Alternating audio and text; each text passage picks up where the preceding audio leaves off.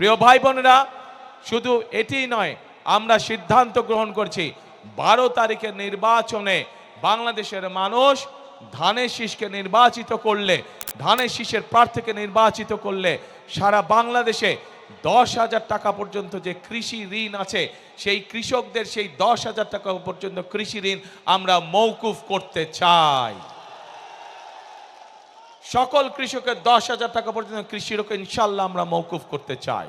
শুধু তাই নয়, প্রিয় ভাই বোনেরা, যে ক্ষুদ্র ঋণ বিভিন্ন এনজিও থেকে, রেজিস্টার্ড এনজিও থেকে বিভিন্ন মানুষ, দোস্ত মানুষ বিভিন্ন সময় যে ক্ষুদ্র ঋণ গ্রহণ করেছে সমগ্র বাংলাদেশে, কৃষক, জেলে সহ বিভিন্ন শ্রেণী পেশার মানুষ, সেই ক্ষুদ্র ঋণও আমরা সরকারের পক্ষ থেকে, জনগণের হয়ে সরকারের পক্ষ থেকে আমরা পরিশোধ করতে চাই, যাতে করে এই ঋণের বোঝা থেকে সাধারণ মানুষ রক্ষা পেতে পারে, নিজেদেরকে রক্ষা করতে পারে।